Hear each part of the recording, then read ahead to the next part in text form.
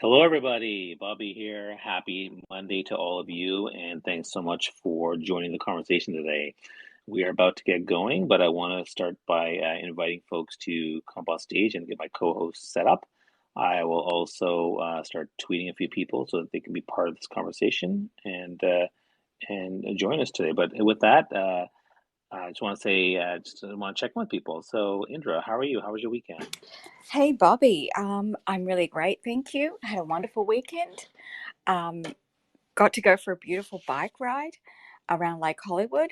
So that was the highlight. Yeah, thank you for asking. I hope you had a lovely weekend too. Wow, riding a bike. I don't remember the last time I've ridden a bike. That might have been in the 90s, but I'm glad you had fun. That's great. Uh, my weekend was fascinating because I went to my first ever Comic-Con, and my family dressed up.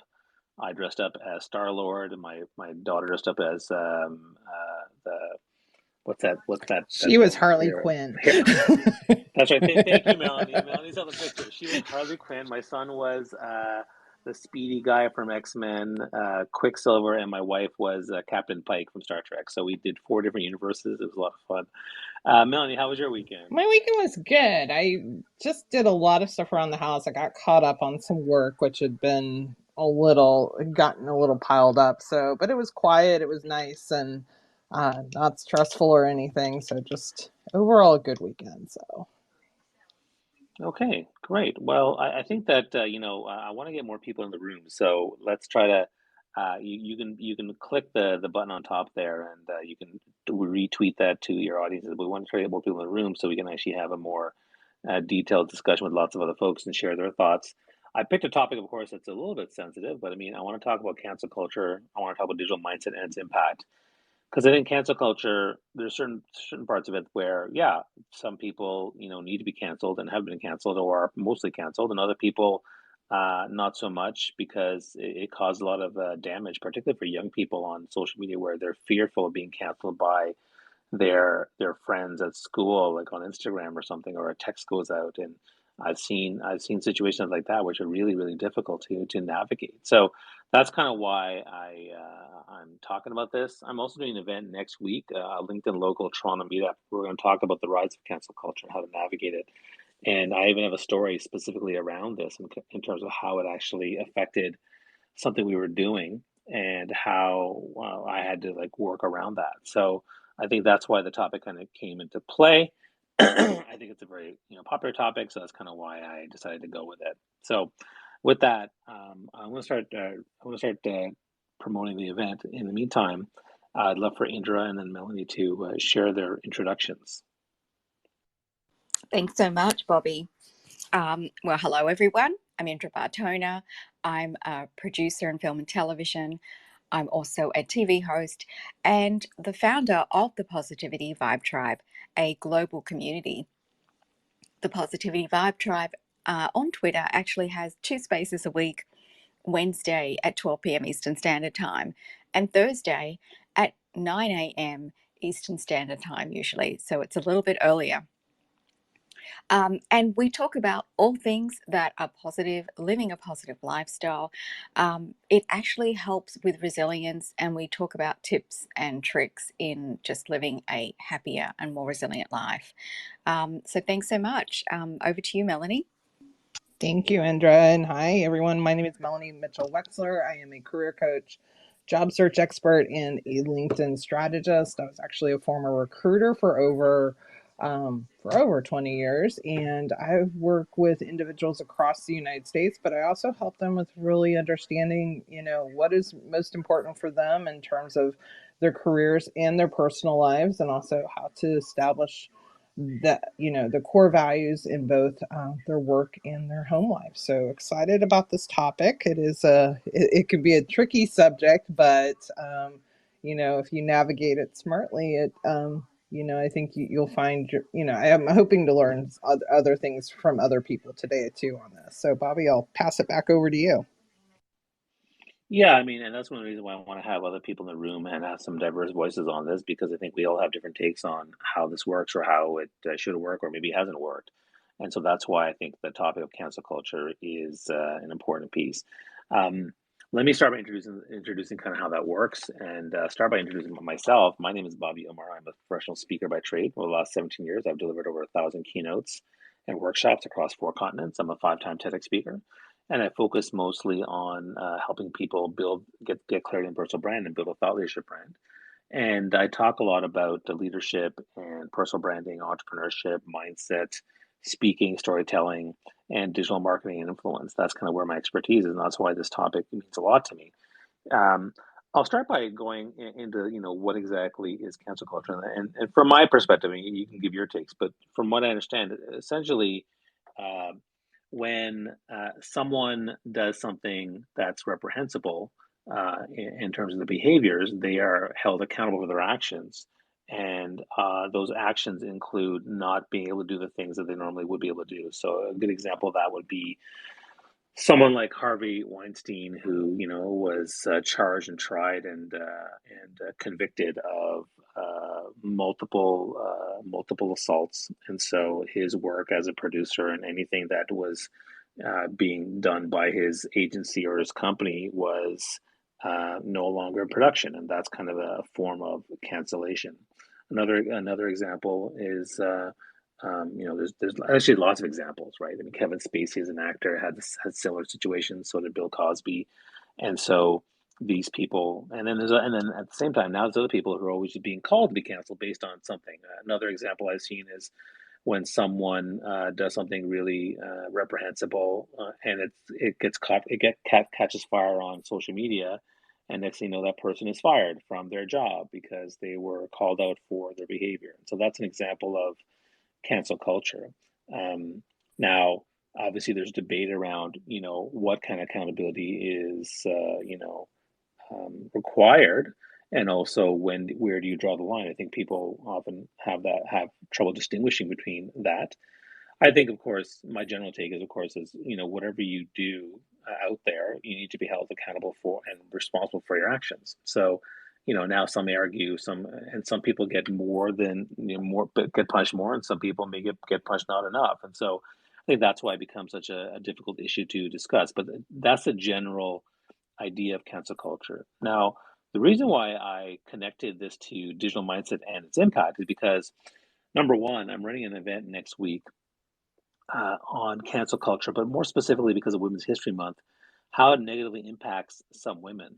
There are women on this platform who are, being targeted, particularly by, like, let's say, toxic males, and people are trying to cancel them for whatever reason, and it's generally unfair and it negatively impacts them. I think that to me is a big issue. The other one is, of course, the student issue. So my kids are 14 and 12, and I have not given them a smartphone yet, and I have not got them into, my daughter, she's 12, she wants to go on TikTok, she wants to go on Instagram. But I also know it's a very toxic space. Kids nowadays are very mindful, and actually not nowadays, forever they've always been mindful of being accepted, being included with their peers, wanting to be liked.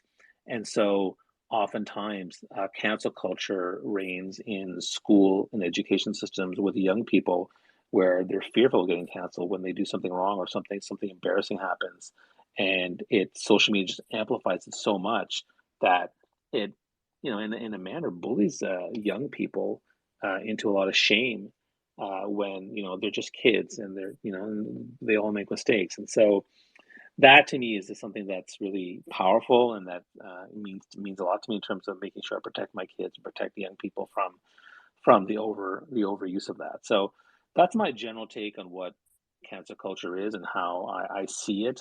Obviously, we'll get into more details of it, but I kind of wanted to get my co-host to share their thoughts on cancel culture and the impact they're seeing, because all three of us are regularly we're quite avid social media and digital people. So I want to get your takes on that. So we'll start with you, Indra, then go to Melanie. Yeah, thank you, Bobby. Yeah, so I just Googled from Wikipedia cancel culture because I just wanted to kind of have a clear definition for myself and compare it to what I have seen because I haven't really experienced it myself or anybody close to me, but I've observed it. So cancel culture is a phenomenon in which those who are deemed to have acted or spoken in an unacceptable manner are ostracized, boycotted, or shunned. This shunning may extend to social or professional circles, whether on social media or in person. So that's kind of with most high profile incidents involving celebrities. So that's, I think, where we have seen a lot of it. And so I think, I mean, this definition, it's more about um, if somebody thinks it's unacceptable. I think there's really good examples of what Bobby just gave us, the Harvey Weinstein examples, but there might also be people that may be penalized because it's a perception and maybe they really haven't done anything wrong. And I think that's where the concern can be for younger people, for teenagers, for maybe somebody that said something and it was misconstrued. I think that's what they're alluding to with celebrities. So sometimes maybe it could be harmful because things can be really taken to um, to a level where, particularly if you're a teen or if you're a celebrity, and look, celebrities normally, particularly the actors, I'm not going to defend them totally, but what I am going to say is, well, I'm going to defend them a little bit and just say, look, they're actors. And so they're used to reading words. They're not really used to, a lot of people are not comfortable doing interviews. And so sometimes, or being on the red carpet, they're grabbed at the last minute. And I have done a lot of red carpet interviews in my time. So, they are not that comfortable always. So people are going to say some things and they don't really mean it. You know, so that's kind of my initial take on it. Over to you, Melanie. I too also did the old Google because I was like, obviously there's been circumstances where I have, definitely been like, of course, like that person did something so completely irreprehensible that, and they've damaged, so many people. And of course, not to belabor that, but I think the Weinstein um, fact, the Weinstein case is a perfect example of that, because that's been going on for ages. I mean, within Hollywood and in that community, other examples as well. But then when you go to, but I think we've with anything we've kind of seen this ramp up of like, oh, you said something, so like, are you going to lose your livelihood and lose your you know your entire reputation based, sometimes I think we have to give people grace and say there are times when people say stupid things, and it's not meant to be, it's not meant to really be hurt. It's not meant to be what it came out as, possibly. So of course we can only kind of, I'm trying to find my own right words here, but we can only assume so much. But I think we have to kind of also pull the reins back a little bit and really say, okay, can we educate this person? Can this person really learn from their mistakes? Can is there room for grace in the world that we live in right now? And I think that's an important question that we need to ask ourselves. Again, I think there's, I don't know, I don't want to be the judge of where that line is per se, but I think we can all say that we've probably all said some dumb, stupid things, and grateful that maybe we haven't had growing up um, the social media presence and the entertainment presence of like media and in your face type of thing. Because Lord knows we'd all be canceled, I think, based on the current kind of atmosphere or the temperature of the climate right now. Yeah, I think that one of the challenges with digital is that it amplifies things so big and it also moves so fast that it's really hard to keep up, and that can cause a lot of damage and also a lot of confusion or misinformation about things. One of the things I definitely would reflect on is when it comes to things that flare up. We could give people grace, yeah, and we could also, I think, holding people accountable is important. Giving some grace is important, and then seeing how they respond, because I think that a lot of people respond by either denying it or doubling down on their position, or they continue to do the same comments over and over again. While other people will apologize and other people will change their behavior. And I'll give you a couple of examples. Okay, so one example was actually Lizzo. Now, Lizzo the singer. Now, I love Lizzo. I think she's awesome. And she did a tweet where she said that someone had pointed out to her that one of her lyrics in her song was inappropriate or damaging to a certain group. And so she said, I'm going to change it then. I appreciate being taught this, and I think that's important for me to learn and evolve as a person. And then people started yelling at her to, be canceled.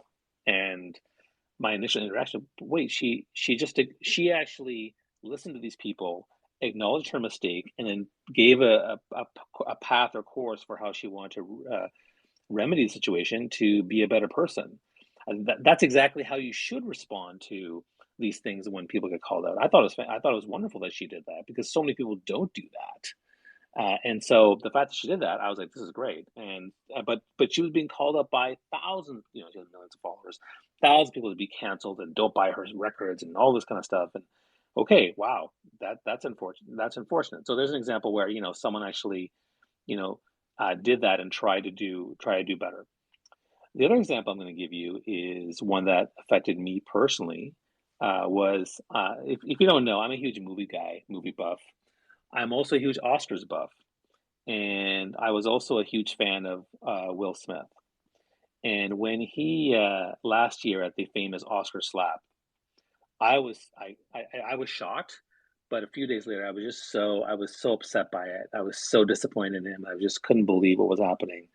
And I remember I was in the middle of watching one of his movies, and I just didn't want to watch it anymore. I was watching King Richard, and I watched half of it, and then I was like, I don't want to watch anymore. Like I'd had enough I just felt a little bit weird watching him, and it's just like really, really frustrated me. Now, and so for a while on Twitter, I was calling out his behavior and telling how inappropriate it was, and I said he needs to apologize and all this kind of stuff. And I've gone to discussions on LinkedIn and on Facebook and on Twitter about it. And what I can say is a year has gone by, right? And what I can say is, he came out with a statement. He apologized. He reached out to various people. And I would say over the course of a year, I think, he's done a lot of positive behaviors to try to remedy the situation and trying to move forward. And so from that standpoint, my opinion has changed, it's evolved because I see that he's somewhat evolved. And some may argue, well, he's doing it for PR or whatever it might be. But at the same time, like I've seen all the stuff, and other people don't do that stuff. There's some people who never double down. They don't learn. They don't. They keep doing. They keep spewing the same stuff over and over again. I mean, if he continue to slap people or say derogatory things and bully people and bully comedians for months and months, yeah, that's a different story. But in this case, it's a year's gone by, and so I'm a little bit more easygoing about my judgment of him, right? And there's other ones who don't do that. So I think it's important for us to look at the accountability piece, and that's where I think that to me is where the separation comes from those who actually learn and talk about it and apologize, whether you accept the apology or not, but at least they're doing something. I mean, some people apologize, and there's always gonna be someone say, "Yeah, that's not enough," or someone will say, I'm gonna do this," and then people say, "That's not enough." But I still think that human beings who do something, and particularly a lot, and multiple times over and over again consistently, I think that's enough for me to give a little bit of grace. Now, it's different for someone like Harvey Weinstein. Like, no, I'm not gonna like he went to jail, so that's fine. But I think that for the Will Smith thing, that's where I'm a little bit more easygoing than I was a year ago. And so that's an example where, I think that for some people it takes a long time. Some people take years to get over this and to find their way back by going through whatever they need to do to learn and be better and whatnot. Uh, that's just another little story I have for you guys. And again, if you want to come on stage and share your thoughts or ask a question, I'd love to hear your take on various things. You can just put your hand up, and we'll get you on stage. And if you like what you're hearing, you can take the tweet that's in the nest above, and you can retweet that so we can get more people in the room. You can also ask questions by clicking the purple bubble in the bottom right there, and you can share your thoughts or insights there. You can also click the arrow button on top, and you can DM people because I'd like to get more people in the room to talk about this topic because I think it's a really fascinating topic, and it leads directly into an event I'm doing at the end of next week, specifically around cancel culture. Um, there's more I can say on this, but I wanted to see if Indra or Melanie had anything they want to comment on what I've said so far. Yeah, Bobby, I think you gave a really great example, and that was something that it took everybody by shock. Anybody that is an Oscar fan or just curious to see what's happening in Hollywood, what an incredible example. And what I want to talk about is the person on the receiving end of that slap. I mean, look, it really did show that. Um, um, it was gosh, Chris, I think it was Chris Rock, um, that he kind of tolerated it and he took it in the best kind of way that anybody could have taken that situation. In fact, turned around and made a joke about it. Um, you know, he didn't do anything that was negative in social media, whereas I feel like he could have had a big opportunity to do things, and sometimes when these things happen in cancel culture, you can actually see the best in some people. It's what they're not saying. It's not what they're not doing. And I was just, I think the whole world was looking and observing, like, what is he going to do? And well, actually, just because somebody does something doesn't mean that the other person is going to go to the same level. So I find that is really inspiring in that fact that sometimes things do happen, and that doesn't mean that you have to go to the same extents. And I almost think that, look, cancel culture can be toxic for, I think, the majority of people. If you're even if you're a celebrity, you can have your moments of discomfort, of moments of when you're not even sure what to say. So I don't know if it's a really good thing because of those moments of we're all human, and we do have to give grace and patience and tolerance to each other. And maybe there just isn't enough of that. But there, there are the exceptions, which is the Harvey Weinsteins. There are many exceptions. And, usually those people are dealt with and prosecuted. And that's a good thing.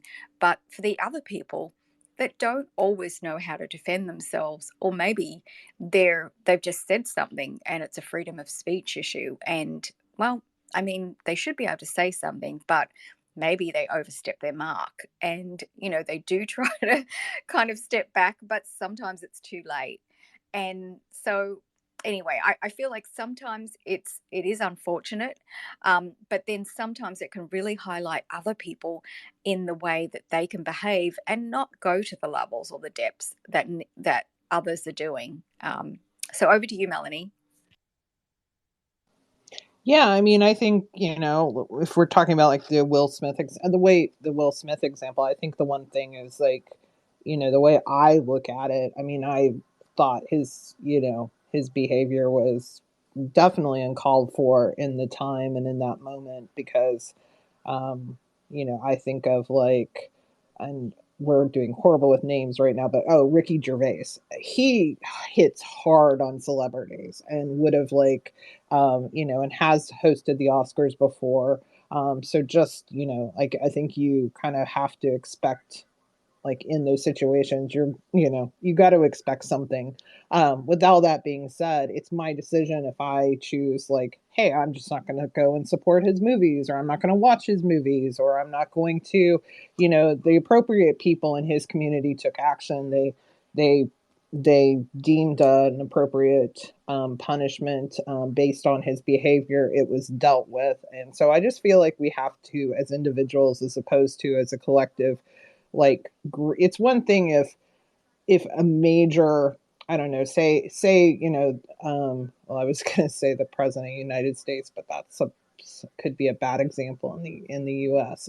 But I was, if there's somebody that has a major ability to influence laws or things of that nature, I think it's one thing to kind of call for different types. But when you're talking about like actors and things like that, it's like, let I'll be the judge of like what I'm going or not going to support. I mean, there was a period of time where Chick-fil-A, um, it came out they're very open. They are not, supportive of the LGBTQ community. That's something that they're just not supportive of. So, and people were like, oh, demanding don't eat there, and again, we're seeing, people here in the US still quite frequently, go there regardless of what their views are. So I think you just individually have to make your own decision and just stand by what your own convictions and your beliefs are in terms of what that shows. I mean, again,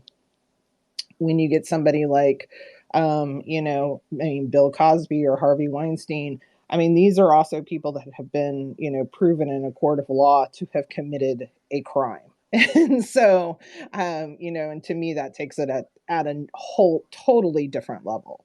And so I think that's one of the, maybe that's where we decide, maybe that's where the line is. I don't know. So I think, again, you have to just, and to Bobby's point too, what is the redemptive fact, have they tried to make redemption of their behavior and attitudes and the comments that they've said? What are they actually trying to do to prove that beyond a publicity standpoint? So that's my 10 cents. Yeah, and there's lots of variables here. I mean, I think there's lots of context and variables at play. It's hard, like, I wouldn't draw the line at something went through a court, because there's so many different examples of things that don't go through courts. There's people that have to take advantage of this privilege that they have, and they don't get called out for the stuff they're doing, right? So, I think, like, I'll give you an example, one that still bothers me, which is Louis C.K.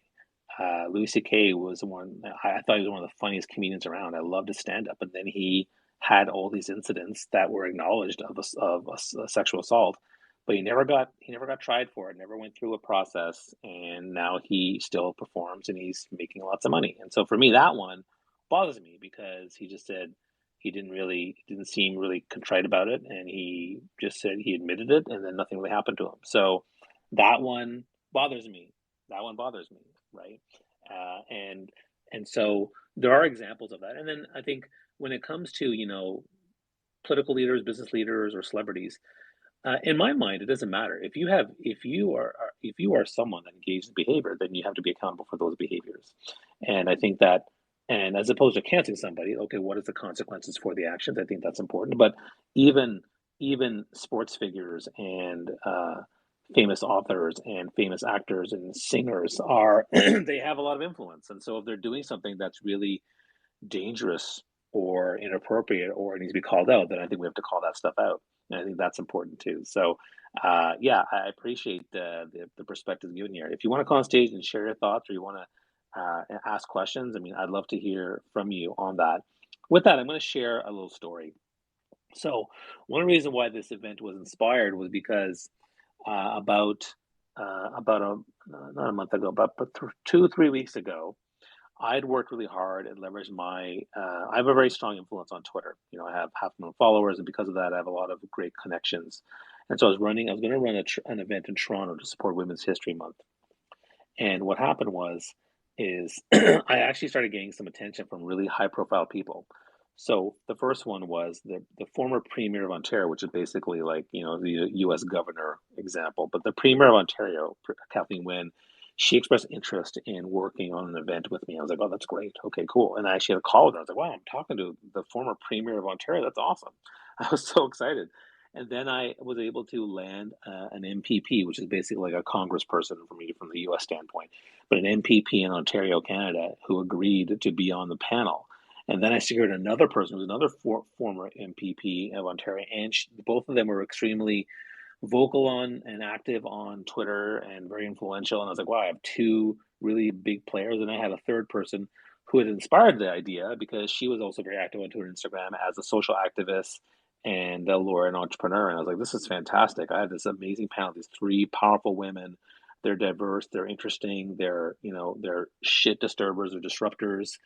This is going to be amazing. I was so excited. And this is even before I had booked the premier, Kathleen Wynne, to this thing.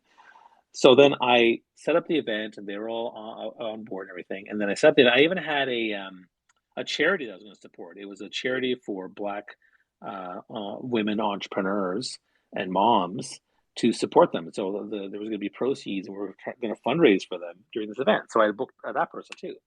So then I put out a tweet to say, hey, here's a new event coming up on March 30th, and it's going to feature these three people, and we're supporting this fourth person for her charity to raise money. Come check it out, blah blah blah. And within an hour or so, there was one woman who was very, very upset about this and started tweeting about how one of the panelists was a horrible, horrible person, that she was racist and misogynist and she needs to be canceled. And why are the other two government people involved in this? And then she tagged a couple people, and then another person started tweeting and talking about it. Pretty soon, this third guy, who was like some sort of toxic male guy from the West Coast, started tweeting about it. And God, in 2 hours, a Twitter shitstorm just just went crazy, and I was like, "Oh my God, what is going on here?" And normally I don't respond to that kind of stuff because it seemed like they were making a lot of claims, but they weren't really being really specific. They're really being very vague about it. And then I reached out to the panelists. I said, do you know anything about this? And she's like, yes, I know this person. I've blocked them. They are trolling. Sorry this happened. Here's a case study of what's going on, and I'll let the other panelists know. And so she sent an email, and she said, I can bow out of this if it's too much of a problem, but here it is. But and I finally decided to respond, and I just said, I'm not really sure what you're referring to specifically in terms of actions. If you can be more clear, fine. But all these people are well known for doing some really solid work as women influencers in the political and social activism stage, and that's what I did. And then I responded back to the other people. I said, look, here's what we can do. She might drop out. We can continue with the event. And but within a couple of days, like basically one of the main MPP I'd secured, she said, it's really sensitive, Bobby. You're a great guy, but there's too much heat right now. And just from these four people who were tweeting like crazy, and so she bowed out, and the other person bowed out, and I'm like, okay, fine, I guess we'll. And then the charity I was going to sponsor and raise money for, she bowed out. I was like, okay, that's sad. And this all happened over a period of 4 or 5 days. And I just couldn't believe how much power those three or four tweeters had in using Twitter to do that, to cancel the event, and I was like, are we letting them win? I was like, are we letting them win? And that really concerned me. I was like, wow, I guess we're letting them win. But what can you do? Because, they wanted to get the heat, remove themselves from the heat. And so they agreed we'll do something maybe 3 or 4 months from now, but for now it's not the way to go. So that was really a very surprising thing that I had to deal with, and I had to basically scramble to try to find another event, afterwards to try to figure that out. And so I came up with a new event, and what's interesting is that the woman who those people had issues with, she said, "Why don't we do a smaller event?" Just on cancel culture. And I was like, oh, that's a good idea. Let's just do that. Let's talk about it. Let's get it out there and talk about how it negatively impacts women. Because the three women who were going to be part of this event were all negatively impacted because now they won't get a chance to speak. They won't get a chance to fundraise. And I think that having the conversation about it is really important. So that's what I did. So now the event on March 30th is going to be around the rise of cancel culture and how to manage it and how it negatively impacts women. And we're going to talk about that. And I know it's a sensitive topic, but I think it's important to have that conversation. So that's kind of what I went through. It was really jarring for me.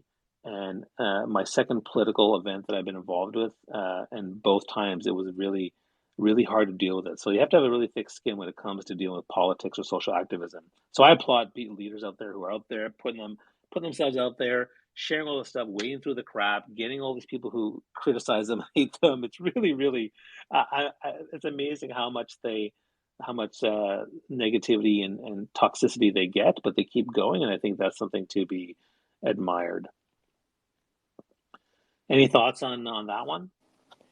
Yeah, I mean, I think, Bobby, one of the things I kind of think back, I mean, to my situation, it's not the exact same situation, but just even my situation that I had with LinkedIn, and knowing that there was a person that was specifically targeting me because they did not they deemed what I disagreed with them on a post on Instagram. I wasn't actually even on LinkedIn, but then they specifically did target me and did have an impact of making false claims and things of that nature, to the point of reaching out to others, saying they wanted to have conversations about who I was, and trying to, same person reached out to, to you, Bobby, and reached out to others. And, and it's one of those things that I was off, because of LinkedIn's funky review process. I was off the platform for almost a month. It did impact me mentally, emotionally, financially,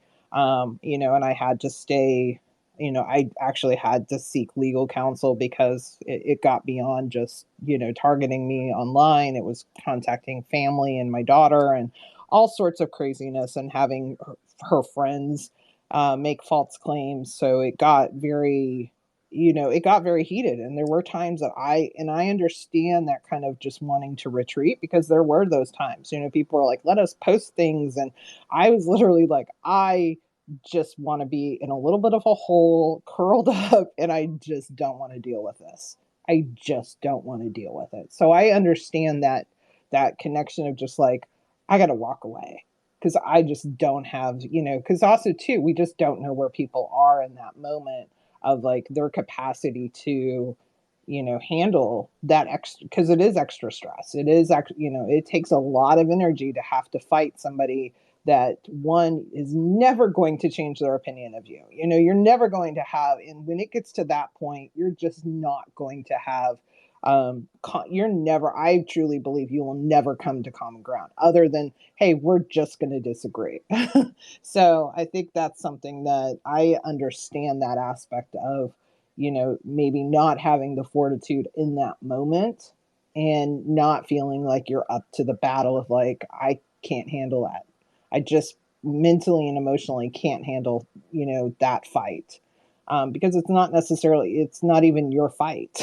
And so I can understand where the other people in your event probably wanted to walk away for a little bit. And unfortunately, though, it's sad, because it's letting people that are just, for whatever reason, decide that they're going to go on this, and rail against others, and not really have a true leg to stand on. So, unfortunately, in this case, there are people that lost out, and, the potential people coming to your event have lost out. And so, it is sad when it gets to that point. Yeah, that's a really great point, Melanie. I was just thinking exactly the same thing. I wanted to give a shout out to some friends that have joined us. Warm welcome to everybody in the space. If you want to hop into the chat down the bottom right hand side, do make a comment, even if you can't speak. Maybe you've got some thoughts on this topic of cancel culture. Hello to Bunsen and Beaker. Thank you so much for joining us, Jason. And also to Sarah. Hey, Sarah. If either of you have any thoughts about this and you have a moment, I know you're both busy, do come up, because we'd love to hear your voices and your thoughts.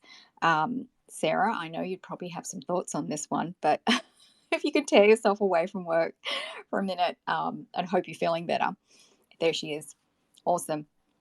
Okay, thought she might come up.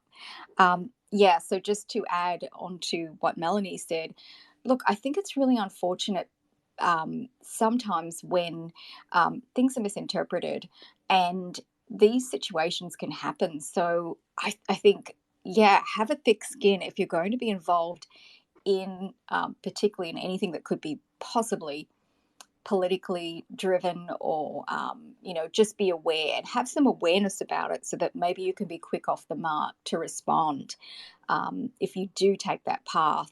And often the other thing is, I think sometimes it can be a good thing to see what people are thinking, not necessarily to go after them in cancel culture, but the idea of seeing what their intentions are. Sometimes they post all this stuff, all across all the different types of social media. And sometimes it gives you an idea of what these people stand for, like particularly celebrities, politically or otherwise.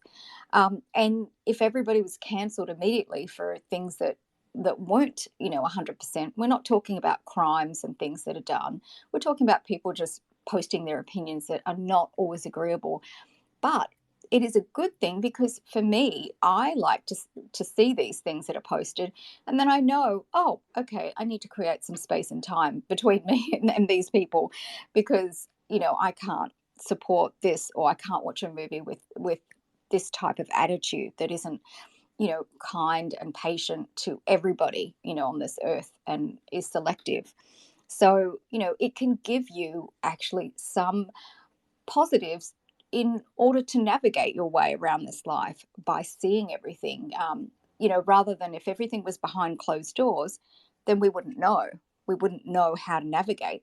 So I'm just looking at the positive aspect of being able to see some people and their true colors, exactly how they are. Back to you, Bobby.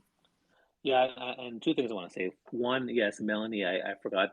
Obviously, that was a really good example of one person got toxic and had all this influence on LinkedIn to cancel you from the platform for 3 weeks.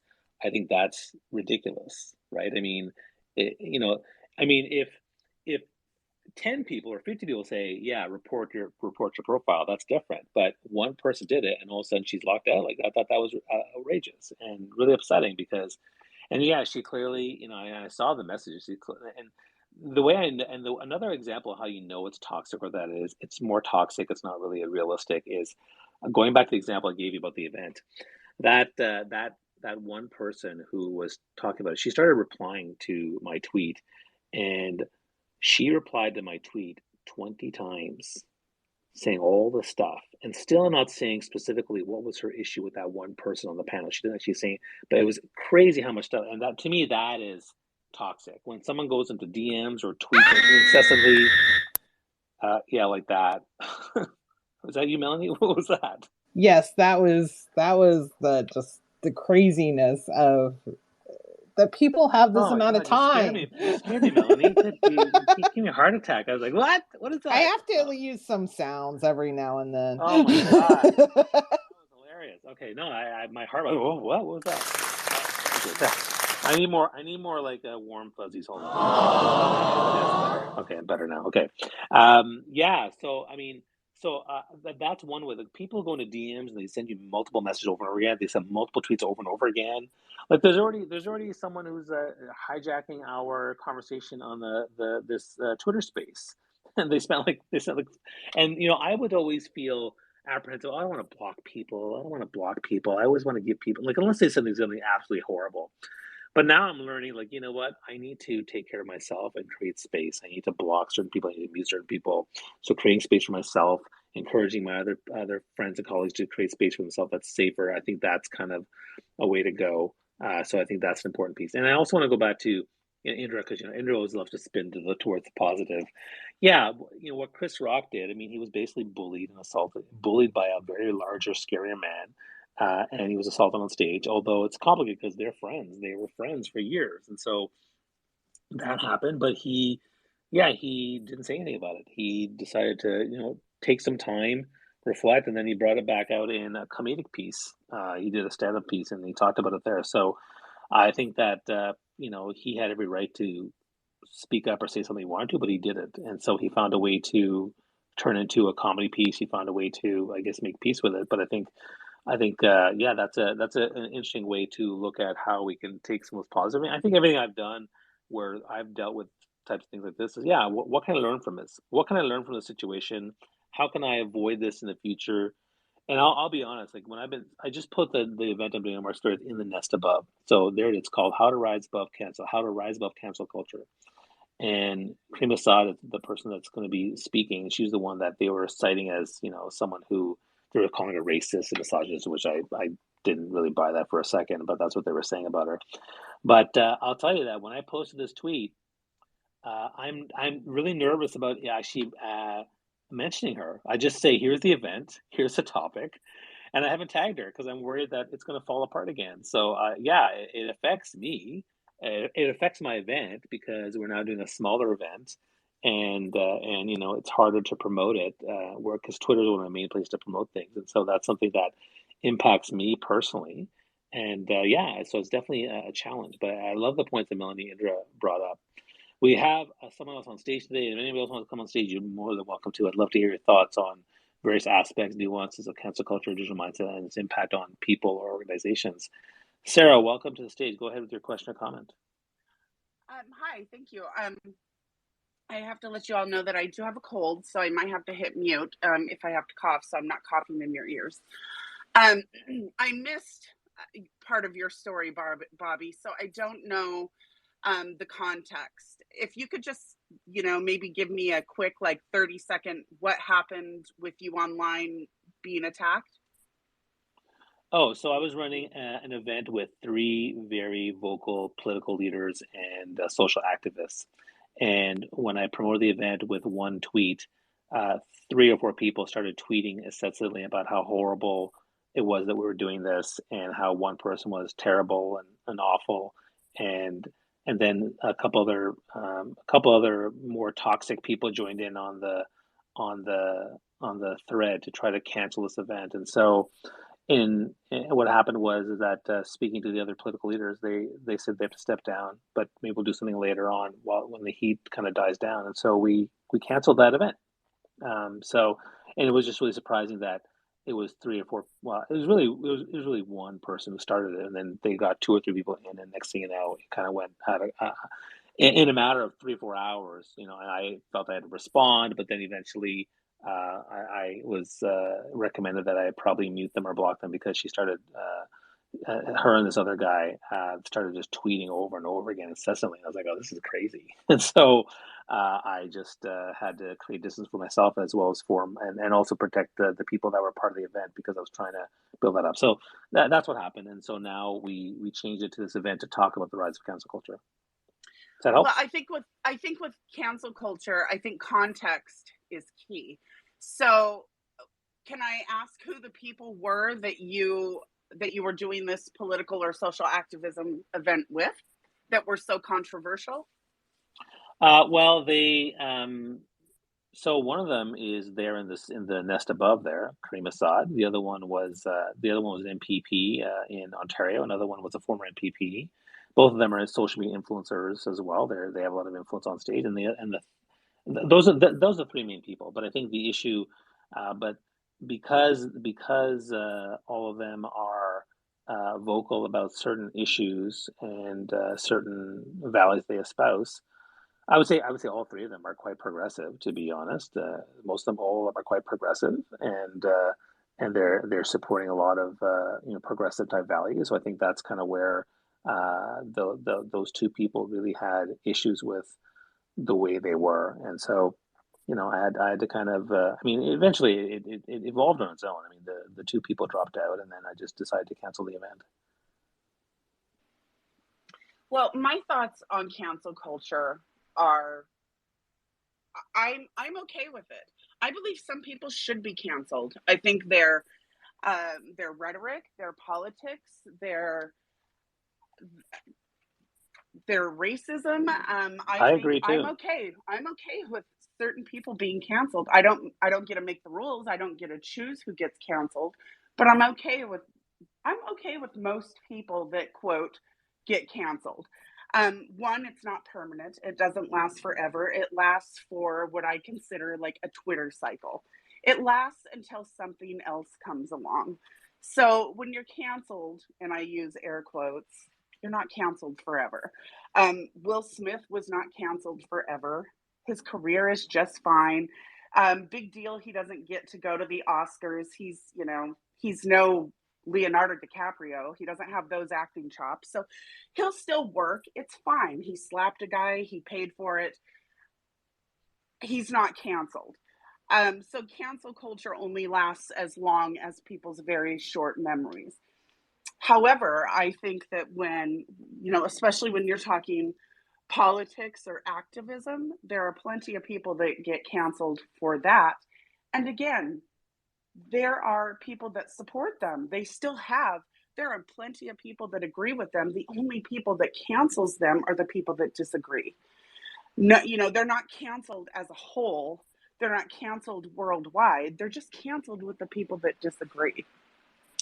I have been in spaces, I have heard horrific, offensive things in spaces, and I have chosen to use my account to call those people out. I'm okay with it. I don't consider it bullying. I think that it is absolutely necessary to point out when somebody says something that is absolutely offensive and intolerable. If we don't do that, if we all say, oh, this is negative, oh, it's not very positive. Well, I'm positive that those people do not deserve the big voice that they are using on social media. I am entitled to call that out. I always would, I always have, and I always will. Now, with the nature of my tweets, because I don't tweet about positivity, I don't tweet about puppy dogs and rainbows. I tweet about sex typically. I get comments and I get direct messages, and I've even gotten emails. I've gotten people that have contacted my work because of my tweets. You have two choices. You can either respond or you can ignore. 90% of them I ignore. Most of them I think, you know what, you're not worth my time. And I'm not afraid to block. Blocking is your way of protecting yourself. It's protecting, if you have a brand, it's protecting your brand. Losing one hater as a follower, I mean, that doesn't affect anything. Losing 50, losing 100, I could lose 1,000 followers because I blocked them and I'd be fine with it. Or you can respond. And I tend to ignore the ones that I think are just silly, ridiculous, or eye rolling. But when I choose to respond, I'm going to respond. And I'm going to make sure that you feel the response. I am a fighter. I always say, and Indra knows this, if you come for me, that's fine. I'm not a girl that's going to take it laying down. I will come for your family. I will come for your neighbors. I will come for people that support you. Try me. And I think enough people need the try me attitude. The woman, Melanie, being canceled off, what was it? LinkedIn because of one person. Man, I wouldn't have taken that. That woman would still be having nightmares about me. Why? Because I would come for her and I would do it every day. I would take the stand of try me. I don't believe in taking it laying down. If you feel that you are right, fight. If you feel that you're wrong, lay down. But I'm a fighter. Come for me. I dare you. Thanks for sharing that, Sarah. And there's lots to talk about there. I mean, the first thing I'll say is I agree with you. I think there's a lot of people that need to be called out and potentially canceled. I think that, and I'm also someone who calls out people all the time on the platform. Although I don't go after them hardcore. There's a few of that I often talk about quite often on the platform for the most part. But like there are people that I've definitely, particularly in certain spaces, where I've definitely called them out numerous times over and over again. Some you'll know in the US and some are in Canada and the UK. But I definitely call those out. But I also, one of the things I've learned too from both LinkedIn and Twitter and Facebook, particularly with my colleagues and friends who have this, is that every single person also has to be mindful of their safety and what they are comfortable with, what they want to do. So as much as I want to call people out and go after them, or other people, or you might want to, there's other people. That's why we talk about the impact, right? Because there's young people, there are old people, there are marginalized people, there are women who need to be more mindful of their safety. So I think that in Melanie's case, maybe she can talk better than I can, of course, about how much you really want to fight and how much you don't. Because as much as I get called out for stuff, or I engage people and they talk crap about me, I'll engage to a point. But at a certain point, I'm like, okay, I'm not. I don't need all the drama.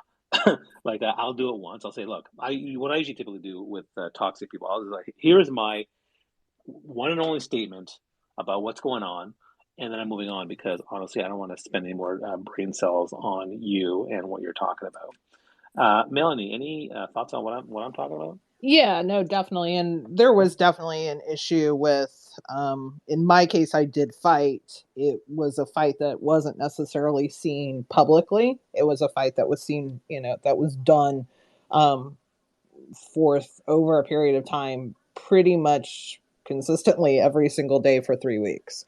If I got a response from LinkedIn from the powers that be behind the scenes, I literally would stop what I was doing to respond because that was literally my only time. So there was definitely a fight. There was a legal, we had to get legal involved, which was not an inexpensive. It was a costly. We had to make that decision. But again, yes, when you start to reach out to my daughter on Instagram and sending my daughter messages, and my daughter is not one to be easily afraid of things. She's, seen a lot in this world. And so she's, just kind of like, mom, like, why is this chick gonna like show up at my, house on campus? Like, what is happening here? Like, that, then yes, then you get an issue from that standpoint. Yes. If you come after my kids, I will come after you. And at that point, it, I had no, inability. I had every desire to come after them. I was advised legally not to do it so that we could make them go away and that we could get I could continue to hopefully cross fingers, which it was, get reinstated on LinkedIn. So I think you have to evaluate your situation in that time. Do you feel safe? Do you feel protected?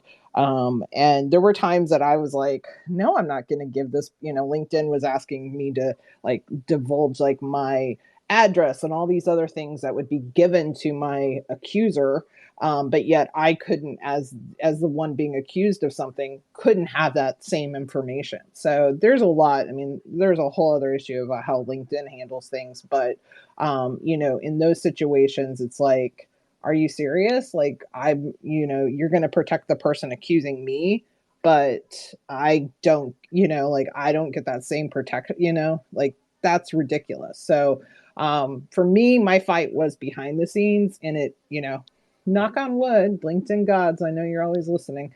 I'm, trying to be a good LinkedIn, quote unquote, a good LinkedIn citizen. I always just want to put that out there. And so, but, that's one of the things that, I had to make some decisions. And a lot of that was behind the scenes that a lot of people didn't know. A lot of people did want to get on LinkedIn and make posts. And I was like, please don't. This person is not what this person is being very vindictive, and we do not want to we do not want to continue to entice her. And that was based on legal advice and the legal, wranglings that I had to take on as well. So I think you just have to use your circumstance and understand, where do you feel safe. Yeah, and I remember when she reached out to me to talk about you, I just reached out to you because you're my friend, and you said don't engage her, so I didn't. I just ignored the message. So I'm glad you did that.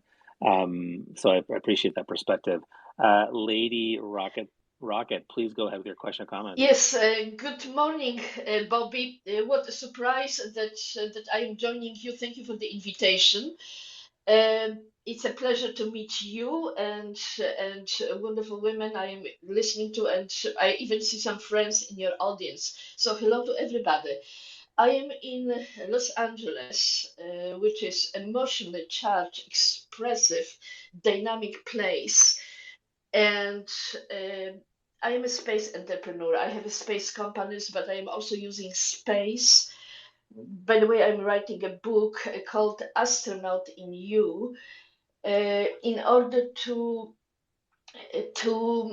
inspire and support ability to find the best in us. Because if you look at astronauts, they represent a beautiful kind of the human being that has qualities that we should cultivate in us.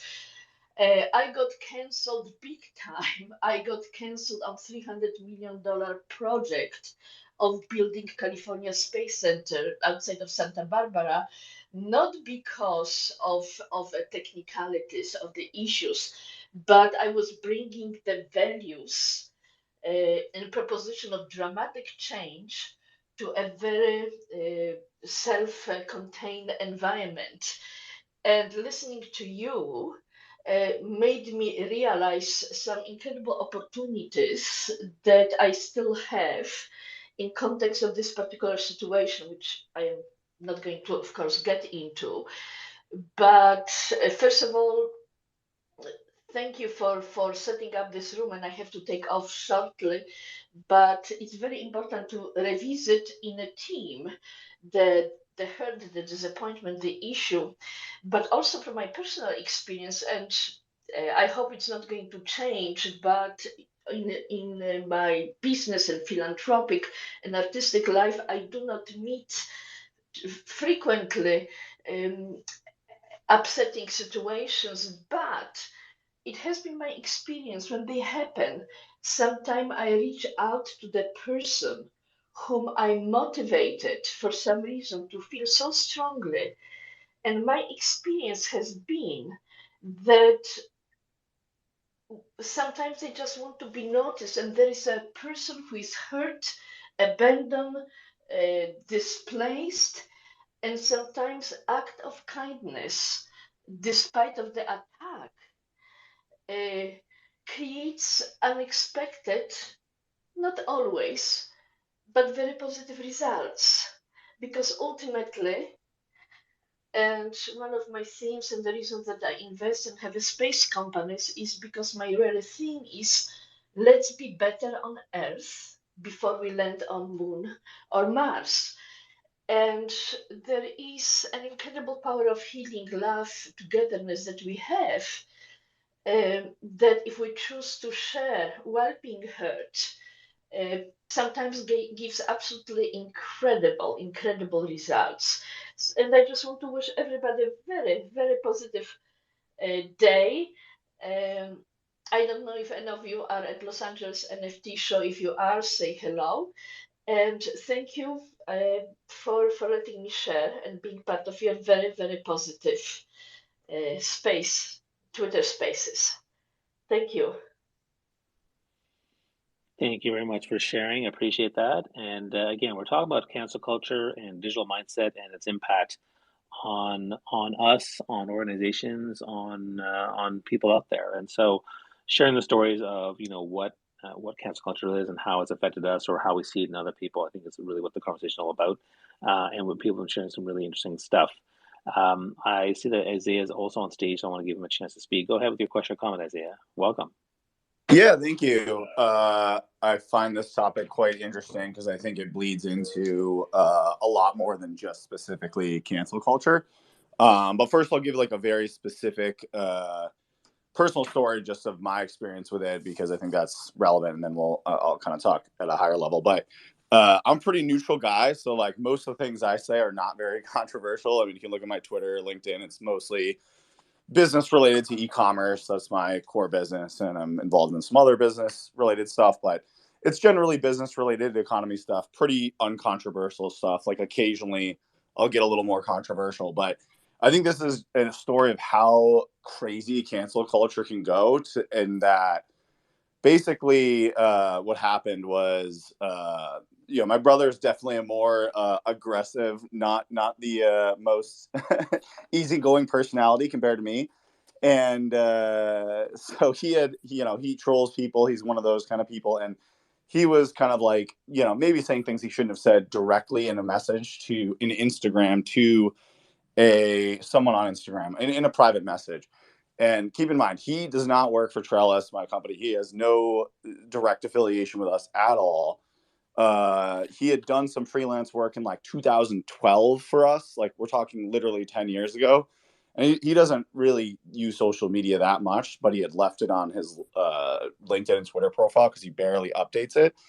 And he had upset some person on Instagram, and she went ahead and screenshotted all their private messages and started basically saying that Trellis, hates women, and I hate women, all these things. And like I said, I really wasn't involved in this at all. So we tried to kind of like do damage control. And luckily over time, we were able to kind of like stamp it out by proving that, he doesn't work for us. He has no affiliation with us. We got him to remove any mention of us on his social media because he doesn't really use it that much and he just never updated it. But it's ironic because, I think more than half of the people we've hired in the last, I don't know, years are women. Most of our project management team are women. Most of our designers are women. Most of the new people we hire are women. And so indirectly, by attacking us, you're hurting all these women who are trying to build this business and, build their careers. And so I guess the point of my story is that someone that doesn't even work for us can all of a sudden cause this like insane chain reaction that could end up hurting, directly the people that they're trying to defend. I guess is my point. So I just think it's gotten so out of hand where the unintended consequences of this kind of cancel culture are so much worse than the actual attempt at what they're trying to help. I think it bleeds over into what the government has been doing with censorship. I mean, obviously, we saw that with Twitter, the Twitter files, and all of that. And I think we're moving towards a world in which people are afraid to say anything true, like just their opinion and things that are true. And so when you move into that kind of mindset, then you no longer have like honest, unbiased discourse in conversations, and people just start to have these like black and white opinions, and it just becomes super toxic, and you can't really just have like a basic, like, it's okay to disagree, agree to disagree, right? There's many things that I agree to disagree with people, but it's like we can't even like have those conversations in on many topics anymore, because if you even said something that goes against the mainstream discourse on a certain topic, you'd probably get immediately canceled, even if it had some truth to it. So anyways, I think that this thing has gotten so out of hand. Just kind of curious to hear your thoughts on that. Obviously my following is not that huge, but being personally impacted was like kind of insane to me, given that we didn't actually publicly say anything, any of us that actually work here.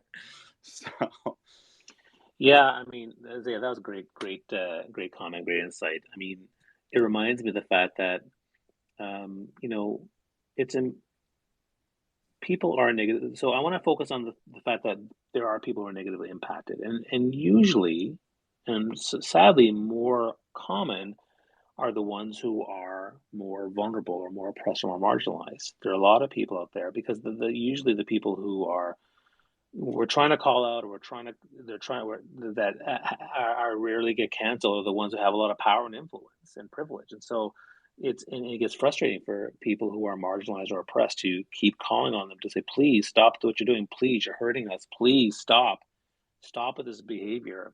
And they start to lose hope because they have small accounts, or they have small businesses, or they have small organizations that are grassroots, and so they don't have the same type of power and effect that they can than the people who are have all that big power. So I want to make the point, and I agree with your point that yeah, sometimes inadvertently can cause problems that people don't even realize, the ones that are trying to support.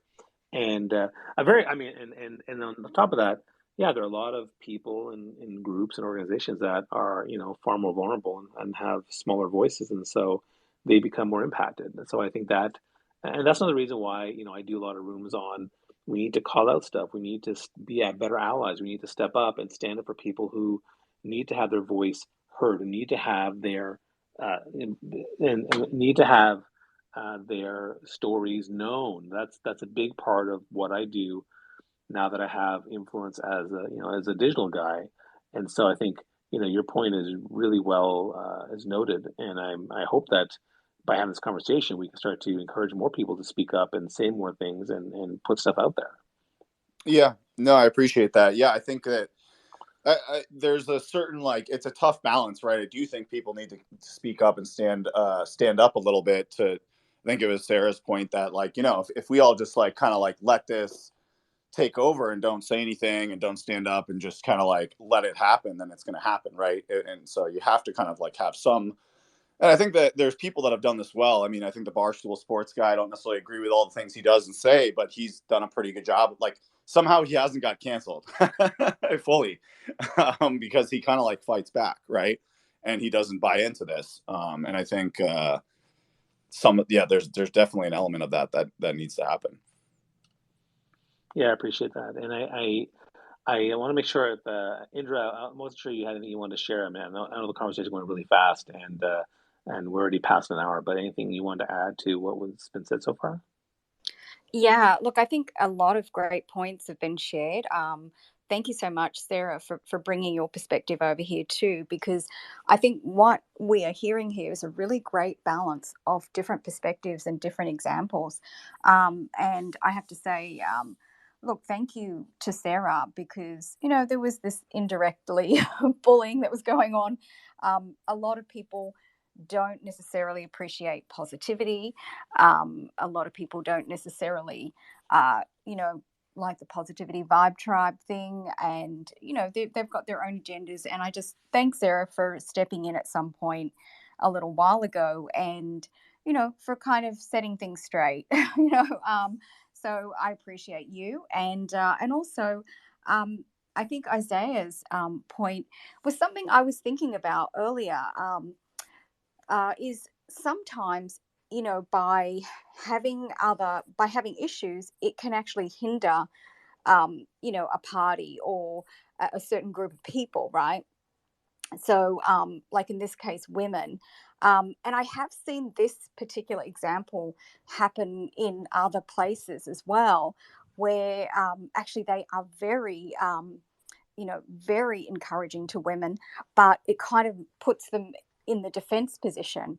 I had a friend that there was various things going on around, and I think it was around the Harvey Weinstein time.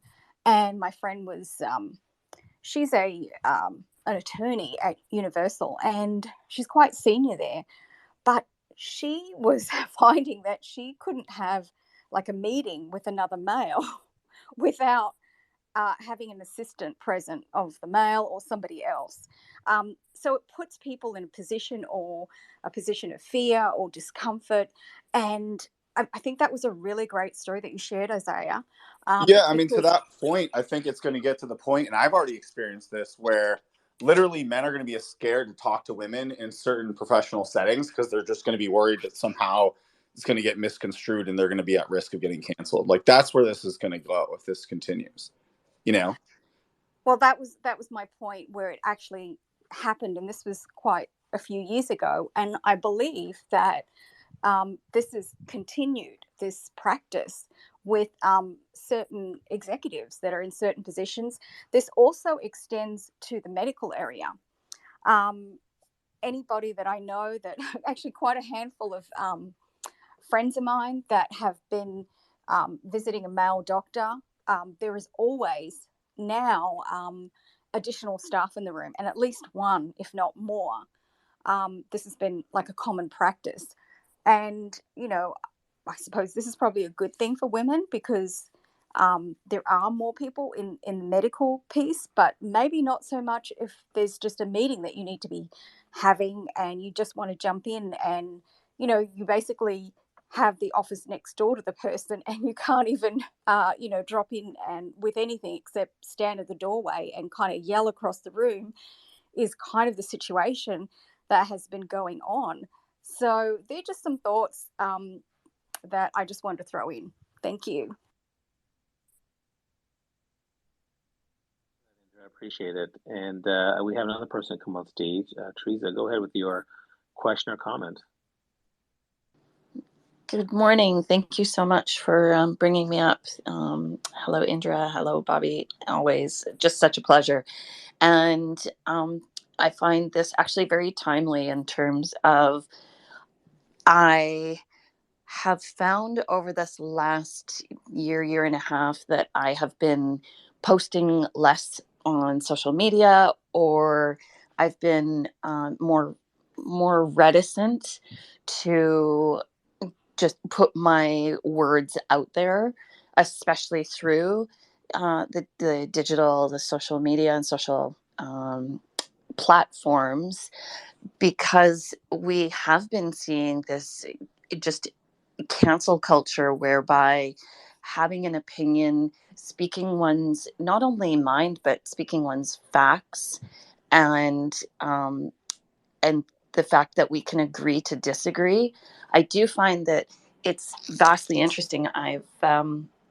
It seems to have not only gone by the wayside, but being in hospitality, I actually had a very um, interesting interaction happen yesterday. I was auditing a friend's peer's course, whereby she's phenomenal and she is training um, young people that are just starting in the service industry. And so for one, I was there as a guest, but of course I also interacting with each of the people. And again, these are young adults. They're coming into the service industry. They are from the Ukraine, coming into Canada.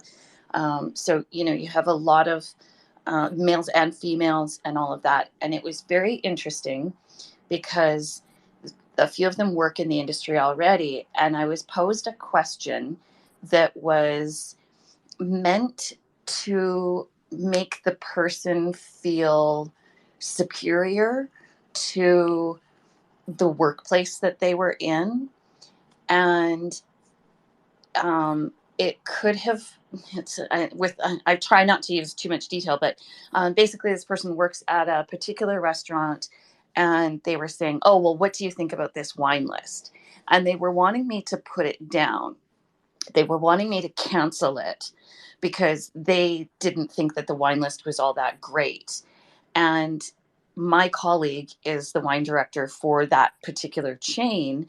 And it really reminded me of why I'm going to go back to social media and back to posting, and the fact of how we can pause.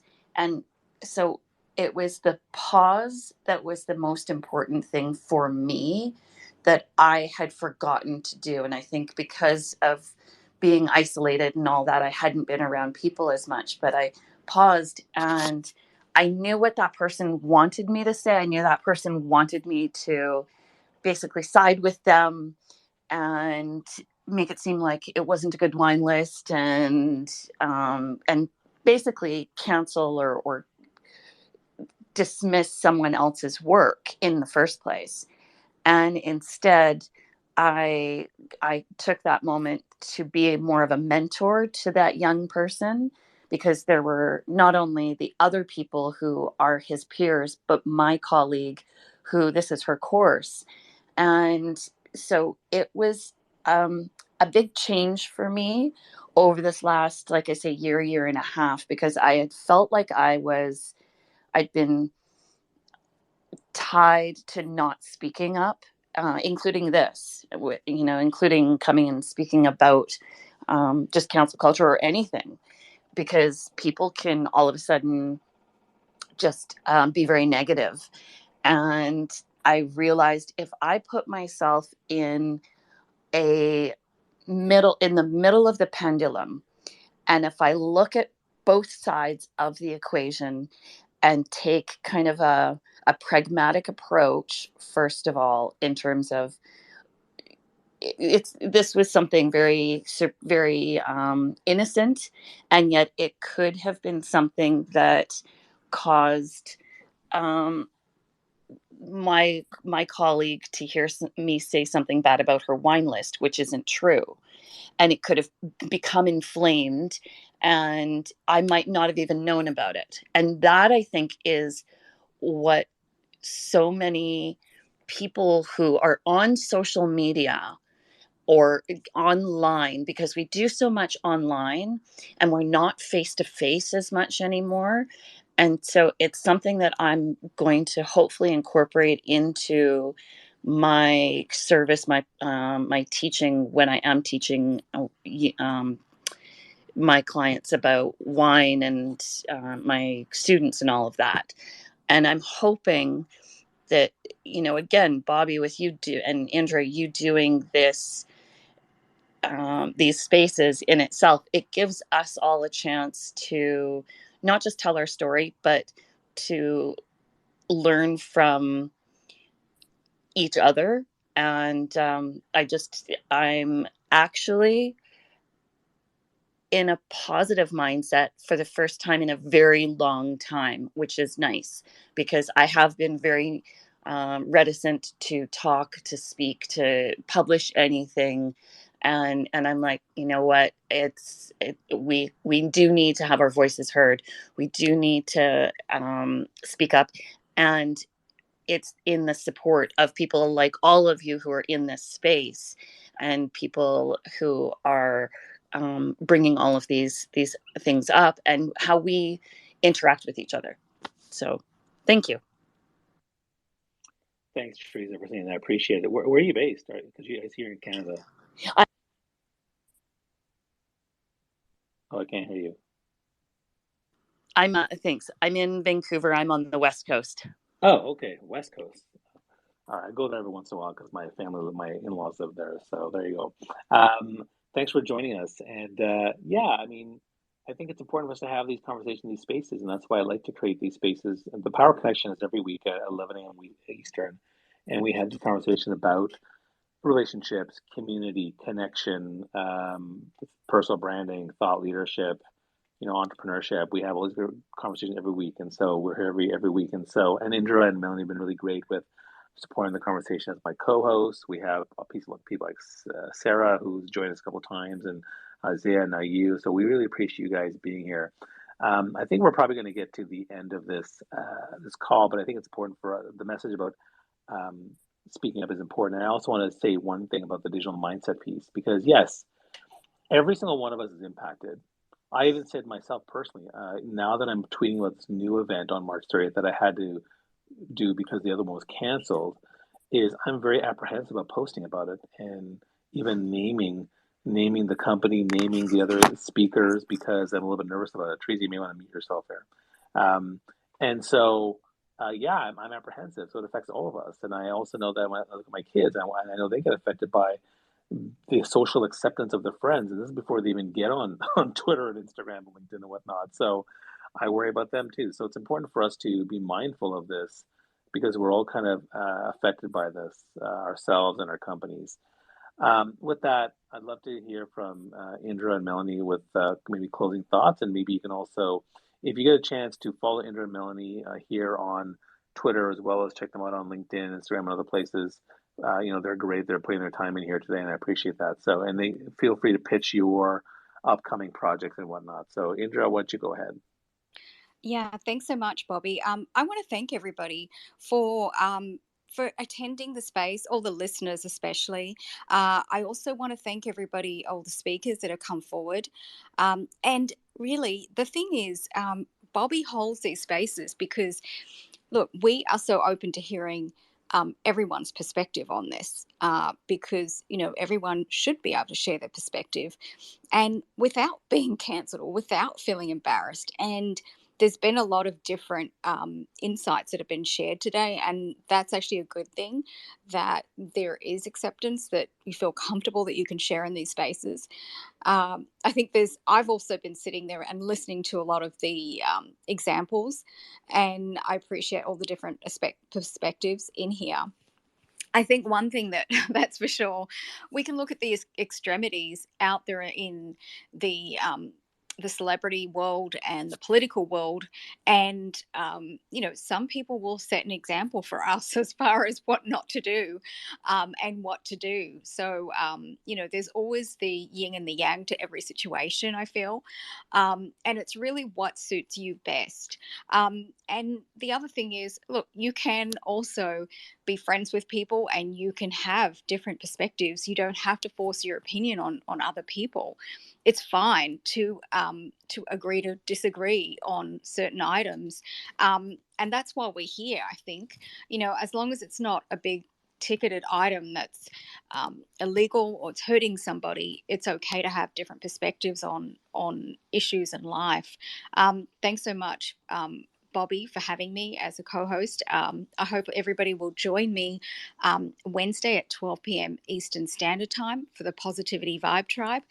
We have Master Nobody who's back, and it's going to be an introvert discussion space. So sending you all love, light, and blessings, and have a wonderful day.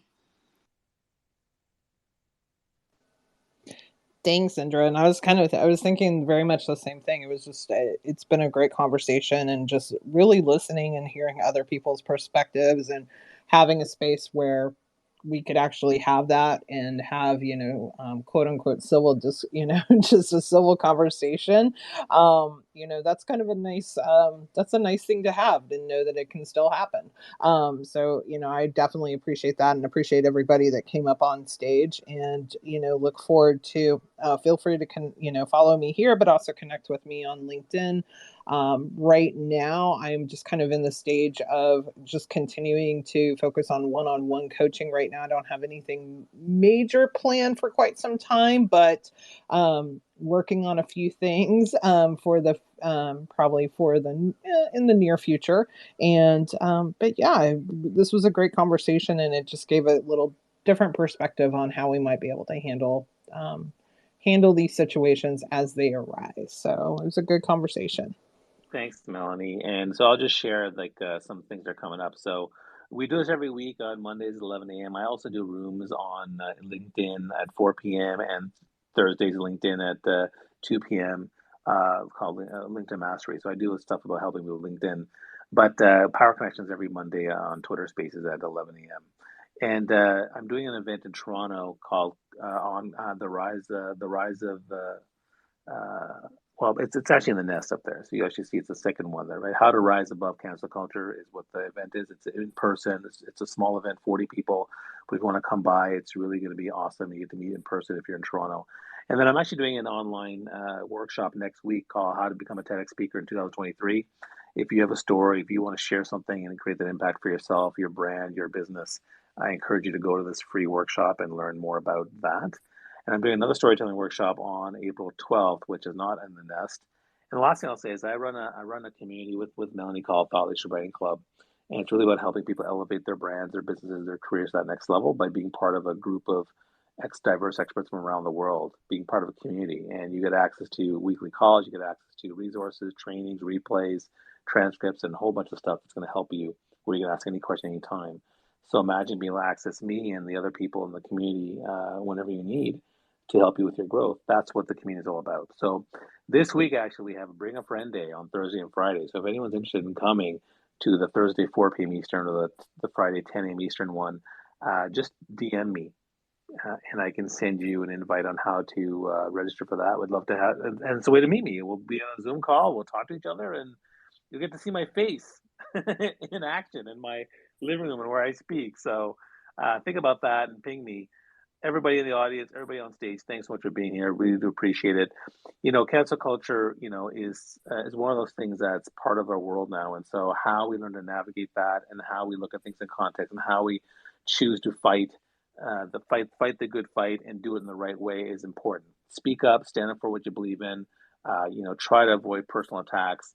Try to focus on what people say, how they behave, and really call out the people that need to be called out, and be willing to defend yourself or ask for support you need, because there's people out here who will support you and be there for you, including myself. And when Melanie went through her thing, I was there to support her 100%. And if anything happened to Indra, I'd be there. Actually, Indra and I actually dealt with something. We had a little conversation, and we support each other. And so that to me goes a long way. And so I appreciate Indra and Melanie as well as we go through navigate this crazy world. With that, have yourself a wonderful week. If you like this conversation, the replay is going to be available. Take the replay, share 1 or 2 comments that what you learned from today, and then tweet it out there and let people know, here's what you learned, so that people can join us every week. All right? I'd appreciate that. Thanks, everybody, so much. Take care. So long. Have a wonderful week.